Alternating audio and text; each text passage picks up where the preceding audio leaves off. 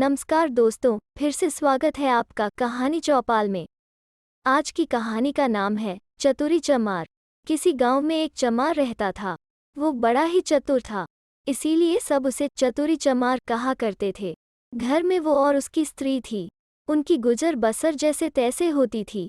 एक दिन चतुरी ने सोचा कि गांव में रहकर तो उनकी हालत सुधरने से रही, तब क्यों न वो कुछ दिन के लिए शहर चला जाए और वहां से थोड़ी कमाई कर लाए।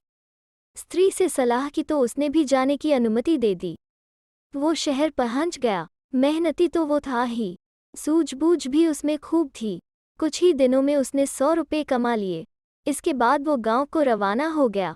रास्ते में घना जंगल पड़ता था। जंगल में डाकू रहते थे। चतुरी ने मन ही मन कहा कि वो रुपये ले जाएगा तो डाकू छीन लेंगे। उसने उपाय खोजा, एक घोड़ी खरीदी और कुछ रुपये उसकी पूंछ में बांधकर चल दिया। जंगल में डाकुओं ने उसे घेरा। बोले, बड़ी कमाई करके लाया है चतुरिया, ला निकाल रुपये। चतुरी ने कहा, रुपये मेरे पास कहाँ हैं, जो थे उससे यह घोड़ी खरीद लाया हूँ। इस घोड़ी की बड़ी करामात है, मुझे यह रोज 50 रुपये देती है। इतना कहकर उसने मारा पूंछ में डंडा की, खन खन करके 50 रुपये निकल पड़े। डाकुओं का सरदार बोला, सुन भाई, यह घोड़ी तुमने कितने में खरीदी है। चतुरी ने कहा, क्यों, उससे तुम्हें क्या। वो बोला, हमें रुपये नहीं चाहिए, यह घोड़ी दे दो। नहीं, चतुरी ने गंभीरता से कहा, मैं ऐसा नहीं कर सकता, मेरी रोज की आमदनी बंद हो जाएगी। सरदार बोला, ये ले, घोड़ी के लिए 100 रुपये। चतुरी ने और आग्रह करना ठीक नहीं समझा।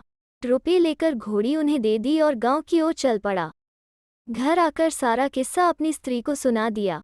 उसने कहा, हो न हो, 2-4 दिन में डाकू यहाँ आए बिना नहीं रहेंगे, हमें तैयार रहना चाहिए। अगले दिन वो खरगोश के 2 एक से बच्चे ले आया। एक उसने स्त्री को दिया। बोला, मैं रात को बाहर की कोठरी में बैठ जाया करूँगा।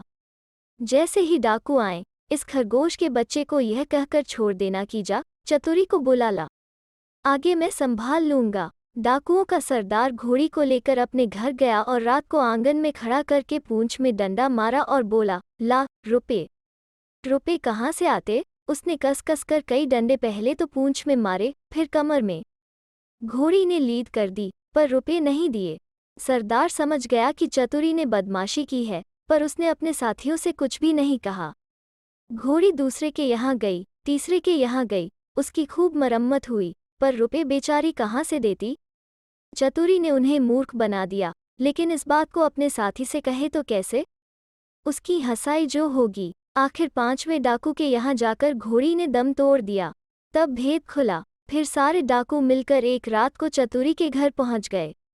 दरवाजा खटखटाया। चतुरी की घरवाली ने खोल दिया। सरदार ने पूछा, कहाँ है चतुरी का बच्चा। स्त्री बोली, वो खेत पर गए हैं, आप लोग बैठें, मैं अभी बुला देती हूँ। इतना कहकर उसने खरगोश के बच्चे को हाथ में लेकर दरवाजे के बाहर छोड़ दिया और बोली, जा रे चतुरी को फौरन बुला ला। क्षण भर बाद ही डाकुओं ने देखा कि चतुरी खरगोश के बच्चे को हाथ में लिए चला आ रहा है। आते ही बोला, आप लोगों ने मुझे बुलाया है। इसके पहुंचते ही मैं चला आया। वाह रे खरगोश। डाकू गुस्से में भरकर आए थे, पर खरगोश को देखते ही उनका गुस्सा काफूर हो गया। सरदार ने अचरज में भरकर पूछा, यह तुम्हारे पास पहुंचा कैसे। चतुरी बोला, यही तो इसकी तारीफ है, मैं 7वें आसमान पर हूँ, तो वहां से भी बुला ला सकता है। सरदार ने कहा, चतुरी, यह खरगोश हमें दे दे, हम लोग इधर उधर घूमते रहते हैं और हमारी घरवाली परेशान रहती है, वो इसे भेजकर हमें बुलवा लिया करेगी। दूसरा डाकू बोला, तूने हमारे साथ बड़ा धोखा किया है, रुपये ले आया और ऐसी घोड़ी दे आया कि जिसने एक पैसा भी नहीं दिया और मर गई। खैर, जो हुआ सो हुआ, अब यह खरगोश दे। चतुरी ने बहुत मना किया तो सरदार ने 100 रुपये निकाले। बोला, यह ले, ला दे खरगोश को। चतुरी ने रुपये ले लिए और खरगोश दे दिया। डाकू चले गए। चतुरी ने आगे के लिए फिर एक चाल सोची। उधर डाकुओं के सरदार ने खरगोश को घर ले जाकर अपनी स्त्री को दिया और उससे कह दिया कि जब खाना तैयार हो जाए तो इसे भेज देना। और वो बाहर चला गया। दोस्तों के बीच बैठा रहा। राह देखते देखते आधी रात हो गई, पर खरगोश नहीं आया, तो वो झल्लाकर घर पहुंचा और स्त्री पर उबल पड़ा। स्त्री ने कहा, तुम नाहक नाराज होते हो, मैंने तो घंटों पहले खरगोश को भेज दिया था।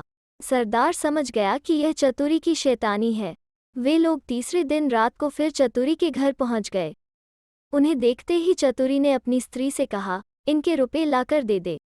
स्त्री बोली, मैं नहीं देती, नहीं देती। चतुरी गरजा और उसने कुल्हाड़ी उठाकर अपनी स्त्री पर वार किया।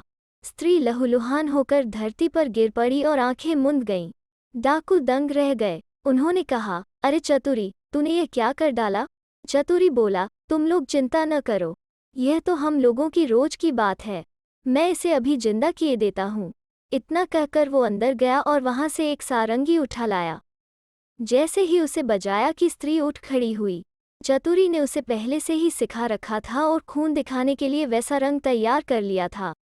नाटक को असली समझकर डाकुओं का सरदार चकित रह गया। उसने कहा, चतुरी भैया, यह सारंगी तू हमें दे दे। चतुरी ने बहुत आनाकानी की तो सरदार ने 100 रुपये निकालकर उसे दे दिए और सारंगी लेकर वे चले गए। घर पहुंचते ही सरदार ने स्त्री को फटकारा और स्त्री कुछ तेज हो गई तो उसने आव देखा न ताव, कुल्हाड़ी लेकर गर्दन अलग कर दी। फिर सारंगी लेकर बैठ गया। बजाते बजाते सारंगी के तार टूट गए, लेकिन स्त्री ने आंखें नहीं खोली। सरदार अपनी मूर्खता पर सिर धुनकर रह गया, पर अपनी बेवकूफ़ी की बात उसने किसी को बताई नहीं। एक के बाद एक सारी स्त्रियों के सिर कट गए। भेद खुला तो डाकुओं का पारा आसमान पर चढ़ गया। वे फौरन चतुरी के घर पहुंचे और उसे पकड़कर एक बोरी में बंद कर नदी में डुबोने ले चले। रात भर चलकर सवेरे वे एक मंदिर पर पहुंचे। थोड़ी दूर पर नदी थी। उन्होंने बोरी को मंदिर पर रख दिया और नहाने चले गए। उनके जाते ही चतुरी चिल्लाया, मुझे नहीं करनी, मुझे नहीं करनी। संयोग से उसी समय एक ग्वाला गाय भैंस लेकर आया। उसने आवाज़ सुनी तो बोरी के पास गया।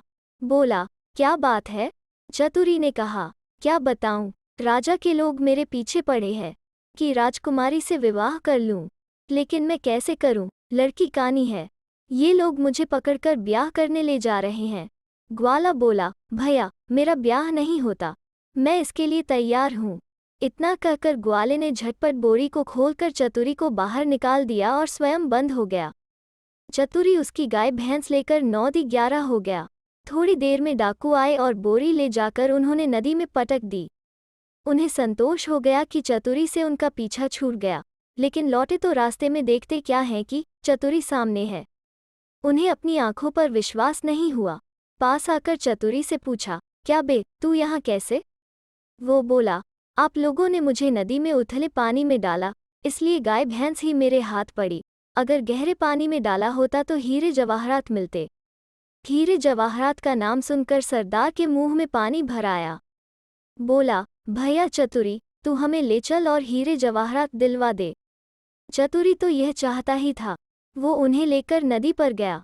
बोला, देखो, जितनी देर पानी में रहोगे उतना ही लाभ होगा। तुम सब एक एक भारी पत्थर गले में बांध लो। लोभी क्या नहीं कर सकता। उन्होंने अपने गलों में पत्थर बांध लिए और एक कतार में खड़े हो गए। चतुरी ने एक एक को धक्का देकर नदी में गिरा दिया। सारे डाकुओं से हमेशा के लिए छुटकारा पाकर चतुरी चमार गाय भैंस लेकर खुशी खुशी घर लौटा और अपनी स्त्री के साथ आनंद से रहने लगा। तो दोस्तों, कैसी लगी आज की कहानी? अगर अच्छी लगे तो शेयर, लाइक और चैनल को सब्सक्राइब ज़रूर करें। फिर मिलते हैं एक नई कहानी के साथ।